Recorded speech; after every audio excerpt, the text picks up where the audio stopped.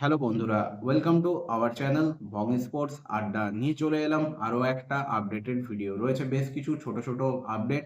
প্রথম যে আপডেটটা দিয়ে আজকের এই ভিডিওটা শুরু করব সেটা হলো সর্বভারতীয় ফুটবল ফেডারেশন 2025-26 আইএসএল সিজনের জন্য যে ব্রডকাস্টিং পার্টনারের বিড ডেকেছিল, সেই বিড কিন্তু কালকে বেলা 11টার সময় ওপেন হবে এবং কালকে আমরা সকলেই জানতে পারবো 2025-26 সিজনে কে ভারতীয় ফুটবলের ব্রডকাস্টিং পার্টনার হিসেবে আবির্ভূত হচ্ছে। এই মুহূর্তে দৌড়ে কিন্তু চারটে নাম রয়েছে: জি, সোনি, ফ্যানকোড এবং একটা বিদেশি কোম্পানি। এই চারটের মধ্যে কারা কালকে আইএসএল এর বিড পায় সেটাই এখন দেখার। জি স্পোর্টসেও যথেষ্ট আগ্রহী এবং সব থেকে বেশি আগ্রহী এই মুহূর্তে যে আপডেট রয়েছে তাতে কিন্তু সোনি স্পোর্টস।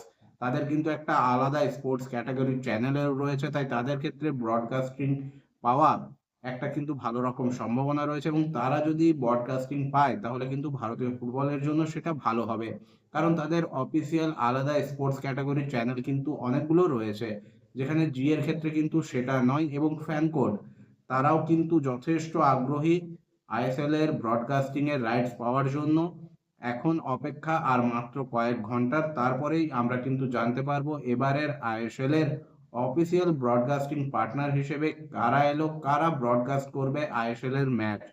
এরপর যদি চলে আসি পরবর্তী আপডেটে, তাহলে পরবর্তী আপডেটটা হলো 8 তারিখে কিন্তু আইএসএল এর প্রস্তুতি হিসেবে একটা ফ্রেন্ডলি ম্যাচে মুখোমুখি হবে কলকাতার দুই প্রধান, ইস্ট বেঙ্গল এবং মোহামেডান স্পোর্টিং ক্লাব।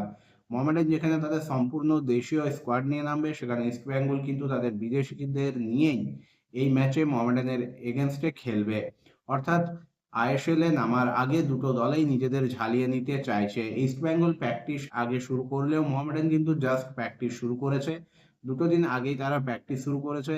এবং এই মুহূর্তে দলের শেপটা জেনে নেওয়ার জন্যই কিন্তু মেরাজউদ্দিন ওয়াডু চাইছেন এইরকমই প্র্যাকটিস ম্যাচ খেলতে। এখন দেখার এই প্র্যাকটিস ম্যাচে মোহামেডান স্পোর্টিং ক্লাব এবং ইস্ট বেঙ্গল কীরকম ছাপ ফেলতে পারে।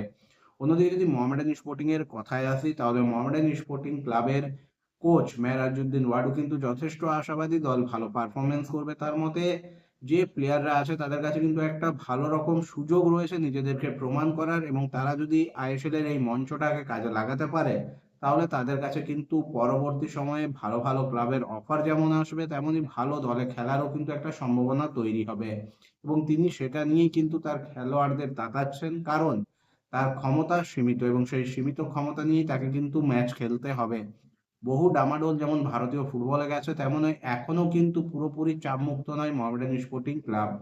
এখনো কিন্তু মোহামেডান স্পোর্টিং ক্লাব তাদের এবারের ইনভেস্টর নিয়ে কোনো ঘোষণা কিন্তু এখনো করেনি। খুব শীঘ্রই ঘোষণাটা আসার কথা ছিল, হয়তো দু একদিনের মধ্যেই সেই ঘোষণাও চলে আসবে। যতদূর শোনা যাচ্ছে মুখ্যমন্ত্রী হয়তো তার দিল্লি সফর থেকে ফিরলেই এই ঘোষণাটা মোহামেডান স্পোর্টিং ক্লাব করবে।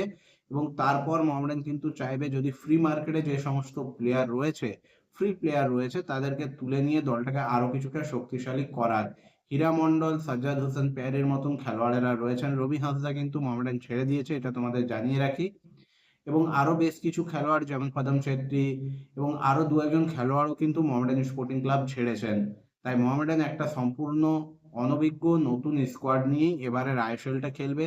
এবং এখন দেখার যে আইএসএল এর যে 14টা ক্লাব তারা যে চিঠি দিয়েছে রেলিগেশন যেন এবার না রাখা হয়, সেটা সর্বভারতীয় ফুটবল ফেডারেশন, কেন্দ্রীয় ক্রীড়া মন্ত্রক মানে কিনা, এবং সেটা যদি এবার চালু না হয় যে না আইএসএল এবারও অবনমন হবে না, রেলিগেশন হবে না, তাহলে কিন্তু মোহামেডানের জন্য আমার মনে হয় খুব ভালো হবে, দলটা আইএসএল এই থেকে যাবে। কারণ রেলিগেশন চালু হয়ে গেলে এই দল নিয়ে বাকি দলগুলোর এগেনস্টে খুব ভালো বা খুবই একটা চমৎকার পারফরমেন্স আশা করা কিন্তু বোকামি হবে। আমরা লাস্ট দুটো সিজন দেখেছি মোহামেডানের পারফরমেন্স। আমি দেশীয় কোনো খেলোয়াড়কে ছোট করছি না, কিন্তু আইএসএল এর মতন মঞ্চে বা সর্বভারতীয় স্তরে যদি একটা কম্পিটিটিভ ফুটবল খেলতে হয় তাহলে যে ধরনের দল গঠন প্রয়োজন সেটা কিন্তু এই মুহূর্তে মোহামেডানের কাছে নেই। তাই যা আছে তা দিয়ে একটা জোড়াতালি ভাবে দল কিন্তু এবারেও চলবে। হ্যাঁ, এবার তোমরা বলতে পারো এবারে মোহামেডান দল গঠন করার একটা যে সুযোগ সেটাও তাদের কাছে ছিল না। কারণ কি নিয়ে দল গঠন করবে, আইএসএল হবে কি হবে না সেটা নিয়ে তো একটা বড় অনিশ্চয়তার মেঘ ছিল। তার উপরে মোহামেডানের উপর একের ওপর এক ব্যান লেগেছিল, ইনভেস্টার সমস্যা ছিল। যেটা কিন্তু ক্লাব কর্মকর্তারা বা যারা অফিসিয়ালরা রয়েছে তারা কিন্তু আরো আগে যদি ভালোভাবে হ্যান্ডেল করতেন, তাহলে হয়তো মোহামেডান স্পোর্টিং ক্লাবও কিছুটা হলেও একটা ভালো মতন দল গঠন করতে পারতো। যেটা ধরো দিল্লি এফসি, যারা হায়দ্রাবাদ এফসি থেকে দিল্লি এফসি তে নাম পরিবর্তন করে এসছে, তারা কিন্তু করেছে।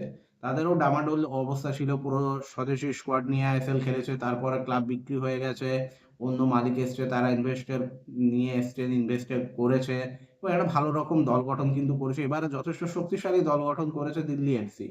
সেটা মোহামেডানও যদি আরো আগে এই ইনভেস্টরটাকে নিয়ে আসতে পারতো, তাহলে হয়তো দু একটা বিদেশি খেলোয়াড়কেও মোহামেডান নিজেদের স্কোয়াডে যুক্ত করতে পারতো এবং যে সমস্ত ভালো মানের ভারতীয় খেলোয়াড়েরা ছিলেন, যে সমস্ত ফ্রি প্লেয়ার ছিলেন, এখন যে দু চারজন আছে তাদেরকে দিয়েই চালাতে হবে, সেই সমস্ত প্লেয়ারকেও কিন্তু মোহামেডান নিজেদের স্কোয়াডে যুক্ত করতে পারতো।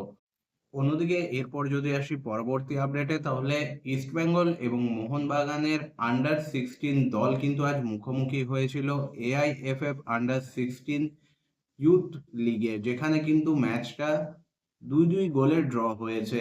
ভিডিওটা শেষ করব ভারতের অনূর্ধ্ব 17 দলের আপডেট দিয়ে, যারা কিন্তু আজ তাজিকিস্তানের বিরুদ্ধে একটা ফ্রেন্ডলি ম্যাচ, সেকেন্ড ফ্রেন্ডলি ম্যাচে নেমেছিল এবং সেখানে ভারতীয় দল কিন্তু ম্যাচটা গোলশূন্যভাবে ড্র করেছে। প্রথম ম্যাচে ভারতীয় দল কিন্তু 2-1 গোলে জয় পেয়েছিল এবং আজকের ম্যাচটা কিন্তু গোলশূন্যভাবে ড্র হয়েছে দুই দলের মধ্যে।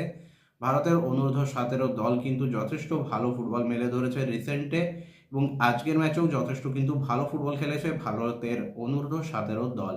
বন্ধুরা, আজকের এই ভিডিওটা এই পর্যন্তই। আশা করি তোমাদের কাছে আপডেটগুলো তুলে ধরতে পেরেছি। ভিডিওটা ভালো লাগলে অবশ্যই লাইক, কমেন্ট এবং শেয়ার করে দিও। চ্যানেলটাকে সাবস্ক্রাইব করে নিয়ে নোটিফিকেশন বেল অন করে নিও এইরকমই আপডেটেড ভিডিও সবার আগে পাওয়ার জন্য। দেখা হবে পরের ভিডিওতে।